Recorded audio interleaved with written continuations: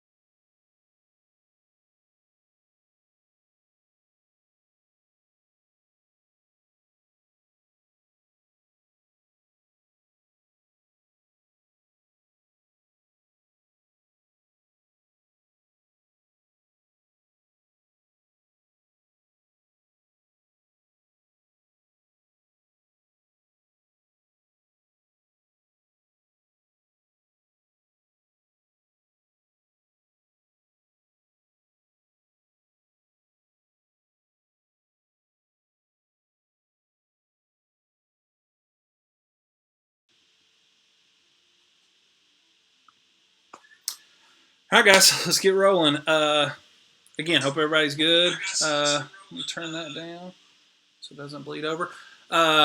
Anyway, like we said, hope everybody's good. We're just going to jump right into it. That way this one's not 15, 20 minutes long. We're having some technical issues on the Algebra 2 stream about 30 minutes ago, so hopefully we don't run into any of that. And Kennedy, I definitely agree. Allie and Miranda, definitely 100%. If you look at baby pictures of Tatum when he was a baby, literally they could be twins, Miranda. It's crazy.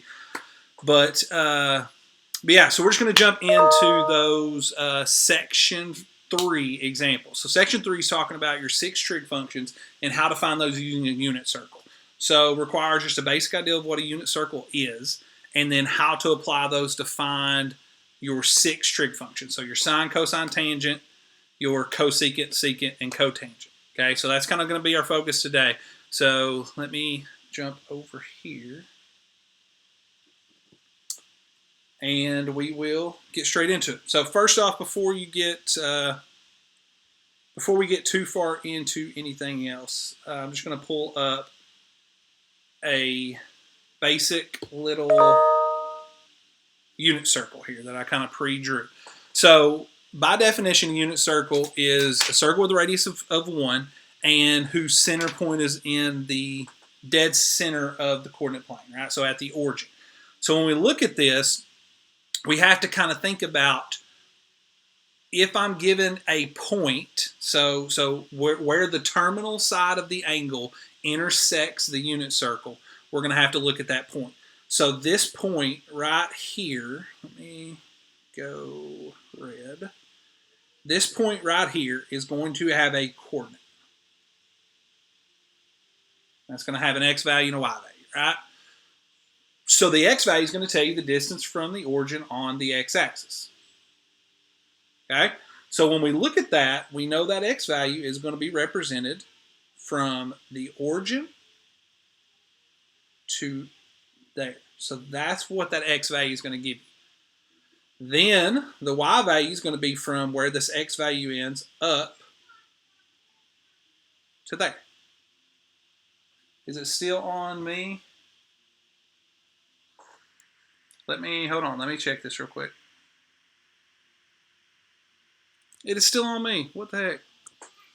All right, so what I was saying don't really make a lot of sense until I show you this. Hey, there we go. So what I was saying is that when you look at a unit circle, it has a radius of 1. All right, so what I drew here is a unit circle in a coordinate plane where you have a terminal side, which is the blue line of the angle. All right, so like we said, like I was saying without a visual, that point up there that intersects the unit circle has an x-coordinate and a y-coordinate. Well, the x-coordinate is obviously going to be represented by the value down here. So from the origin to where that point kind of meets, and then the y-coordinate is going to be from this point here up to where that point meets there. So you're going to have an x and a y value. Then you have your radius over here, and your radius is just 1 because there's always 1, and that's your hypotenuse. So when we look at like what is going to be the sine of whatever this angle theta is. Well, if I look over here, the sine of theta is always going to equal opposite over hypotenuse. So the opposite value from that angle is going to be your y. Then the hypotenuse is your radius, but we know from a unit circle the radius is always 1. So it's just y over 1 or just y. So sine of theta within a unit circle is always just your y value. And then it's going to be the opposite of that for cosine. So for cosine of theta, we're going to look at the x value because it's the adjacent side. The adjacent side to theta, which is the angle formed at the origin, is x over hypotenuse, which is the radius, which again is 1. Okay, and then x over 1 is just x. So anytime you have cosine of theta, it's just whatever the x value is. Okay, then to finish it up, tangent of theta is opposite over adjacent. So the opposite side is y, the adjacent side is x. So if you know these three things within the unit circle, you'll be able to assign those values to these trig functions a lot easier. Because again, it's just going by that coordinate of that terminal side that intersects the unit circle. Because the radius is always going to be 1. The hypotenuse is always going to be 1. Then all you do is take those points and figure out, okay, where is that going to be and where is that going to fall? So how that's going to help you, if we look at the examples that I gave you, the guided practice problems, was 5, 7, 9, and 11. So those are the ones that we're going to do today. Okay, we're going to do 5, we're going to do 7, we're going to do 9, we're going to do 11. Then if you have specific questions, you can ask those in the chat here or email those to me, and I'll address those in a separate video tomorrow if we need to do a follow-up video to clarify some things. But what I don't want is to make this live stream like 30 minutes. It's already going to be 15 or 20. So we will try to get it as simple as possible. So if we look at guided practice problem number 5, okay, what it says is use the unit circle to find tangent of 180 degrees. So what we have to know or be able to recognize is where is that angle, right? 180 degrees. Well, if we think about the unit circle, all right, it's going to be here. Well, the angle, the initial side is always going to be this positive x. And if I open it up 180 degrees, let me do this in a different color. If I open it up 180 degrees, initial side's here, okay? Then 180 degrees, it's just going to open up to here. So your terminal side is actually the left negative. So the point where it intersects, and let me go past this a little bit. The point where it intersects the unit circle is right there. So that's the point that is important to actually finding those values. All right, so that point is obviously -1, 0. Right?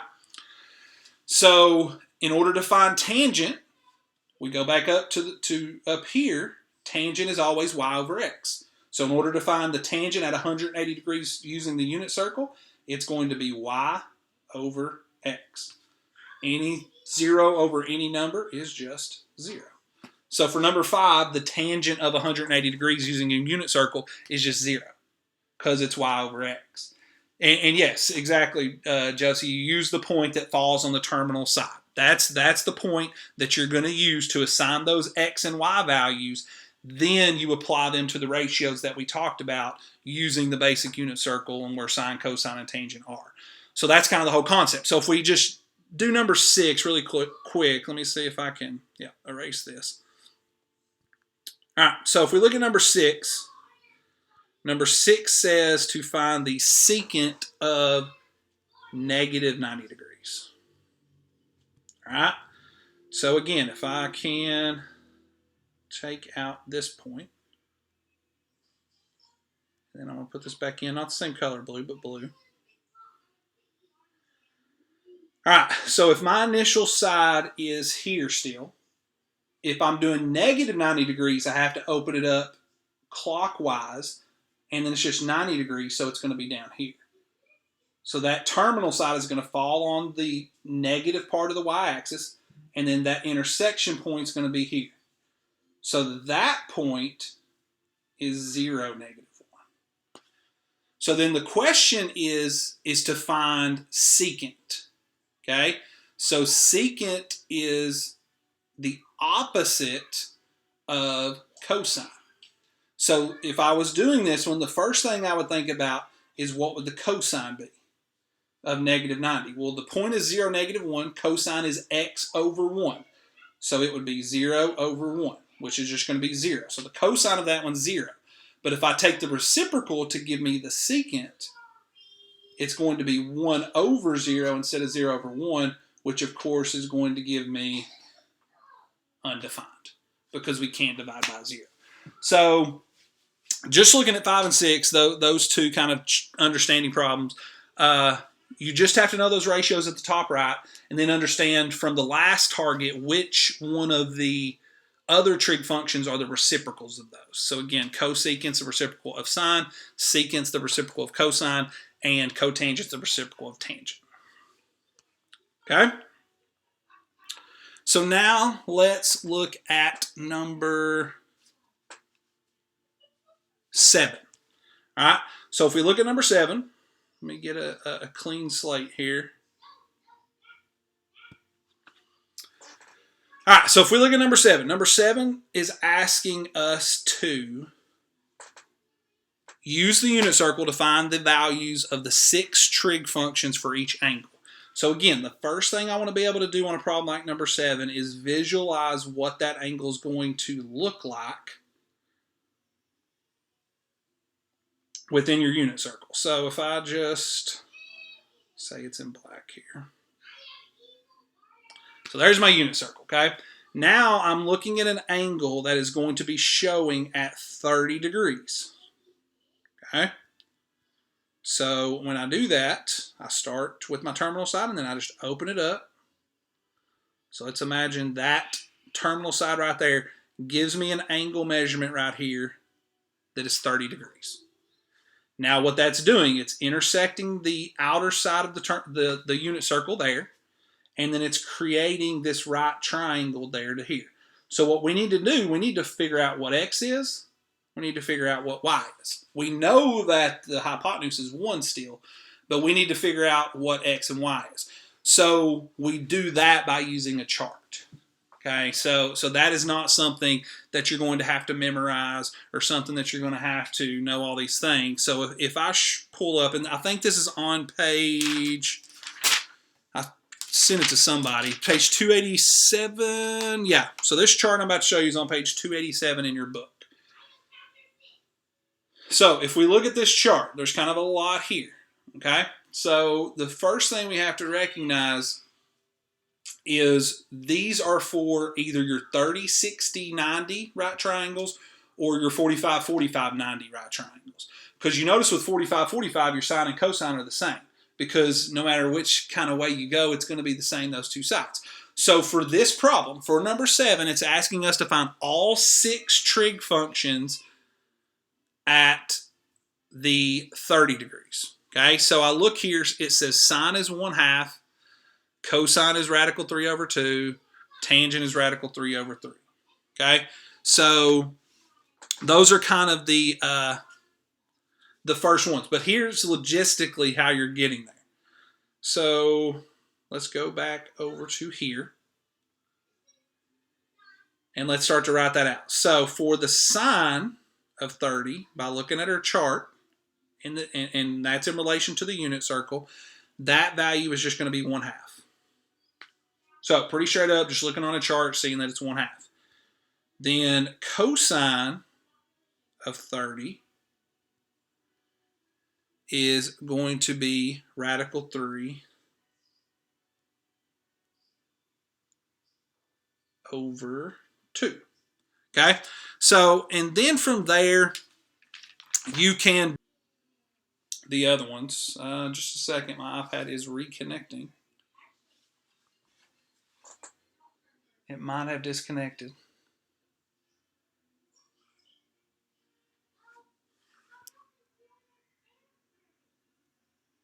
Oh, maybe not. Oh, there we go. I thought, no, we are. So I'll have to go to a new screen here in just a second. But for number 7, all you do is take the reciprocal of those, but you can also use the table, this table over here,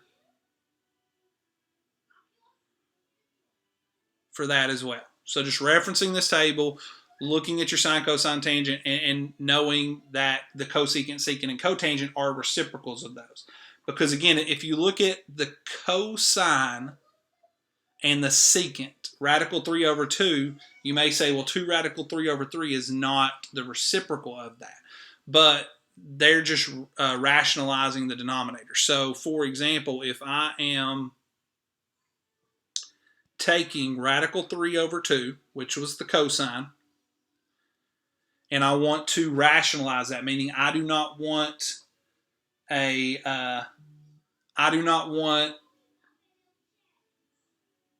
radical in my denominator. So, because when I take the reciprocal, it's 2 over radical 3. Okay? And I hope the screen, I did notice, Jonica, the screen did freeze up. So I'm hoping now it's not, because I think it got back connected. We had some issues there, but I think it's back connected. So when it's 2 radical 3, we have to rationalize that denominator, meaning I don't want radical 3 in my denominator. So I have to multiply it by radical 3 over radical 3. Then what that does is that cancels out the radicals in my denominator, leaves me with just 3. And then I just do 2 radical 3, so it becomes 2 radical 3 over 3. So that's why that's the value in the chart, is because, yeah, it's the reciprocal, but you also have to rationalize the denominator and not have a radical in the denominator. Okay? So let's jump over, because we're already at 15 to 20 minutes right now, and talk about number 9. Okay? So pull the whiteboard back up. So on number 9 here, it says to find the values of the 6 trig functions using an angle in the standard position. So again, on this one, you just have to make a triangle in the coordinate plane. So it's fairly straightforward on this one, because you are looking at just creating a triangle and doing your trig functions. So the biggest thing is just understanding this is not a unit circle problem. This is kind of similar. We have an initial side, we have an angle, and we have a point. So the point, it tells us, is over 3, then up to 4. So that's where the terminal side is intersecting, or that's the point we're looking at. So if we have that point on the terminal side, all we have to do is think about creating that right triangle down here and knowing those values. Well, we know if it's 0 to 3, that this value here is 3, so that's your x value. And then from here to here is 4, so that's your y value. Well, if you do a 3, 4, 5 right triangle, you know that the hypotenuse here is 5. Now you're looking at this angle being theta, so that's your reference angle that you're using to find the trig functions. So now you just use sine. Okay, sine is opposite, which is 4, over hypotenuse, which is 5. And then you just go through and put those values. I don't think we need to go through every single one of those, because there's none of those that's really tricky. But again, it's just understanding within the coordinate plane where those points are, and then how to put those into ratios, which is what it's doing here. Then the last one is number 11. So on number 11, it tells us, go here. It tells us to suppose that theta is an angle in standard position whose terminal side lies in the given quadrant for each function, and find the value of the trig functions of the remaining 5 trig functions for theta. So all it tells you is that tangent of theta equals negative. So this value's 1. Then we say, what is the x and what is the y? Well, if we go back to that, which is always represented by cosine, which is radical 2 over 2. And it's sending the project right now. Just a second, it's freezing up on me again.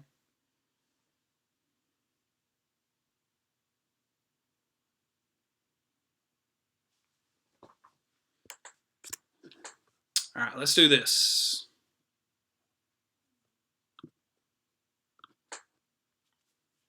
Okay, so that's not wanting to connect. It actually is right now, so let me, now. Let's do this, and I'm not going to make you wait, because like I said, we had some technical difficulties that I'll definitely figure out before next week on why it's acting crazy. But what I'll do is I'll get this iPad reconnected, and I'll post a follow-up video that finishes out number 11. I think we had a question on number 23. Yeah, Josie, that's about 23. So I'll include that in. So make sure you either comment on this video and let me know which numbers of those assignments you want included in that follow-up video, or any specific questions about anything that we already went over in this video. And then I will post that follow-up video on Google Classroom, or post the link to it either tonight or probably tomorrow. And then we are going to have our quiz on Monday. Okay, so that'll give you today and tomorrow to finish out the assignment that I posted this morning. And then it will give you the weekend to kind of look over everything, ask any questions, make sure you're kind of on the same page with these first 3 concepts and first 3 targets. And then we'll have our quiz on Monday over those 3. Okay, so we will finish number 11 once I get all the technology stuff working, and then I'll post the follow-up video either tonight or tomorrow. You look at that, watch that, get the assignment done. Again, post anything. Josie asked, is our quiz timed? It will be. So on Google Classroom, what I will do is I will open it up at minutes. I'll probably look for like a 2-hour window that says, hey, from 1 to 3, you can get on and take your quiz. Now, if you have something that's coming up and you know you're not going to be able to be online from 1 to 3, just shoot me an email, and then I'll be able to open that up to you personally at another time, as long as you have a legit excuse, not I sleep until 4 o'clock. That's not good enough. But yeah, it will be time, but I can open it up to different people at different times. So don't get worried if you're not thinking you're not going to be there on the exact time, but it will be. Okay? But like I say, 5 to 10 question quiz, you'll have like 2 hours. So it's not going to be something that is super strenuous, and you'll have all your resources, your videos, your notes, your assignments, anything that you need, your book. You can use any of those resources to answer those questions. Okay? So look for the follow-up video. Be working on the assignment and seeing if you have any questions. You can pull this video up that will be archived on the channel and comment your questions, specific numbers that you want me to include in the video, or shoot me a message on Google Classroom or an email, however you want to do it, and we'll get into it. So look for the follow-up video tonight or tomorrow. See you guys.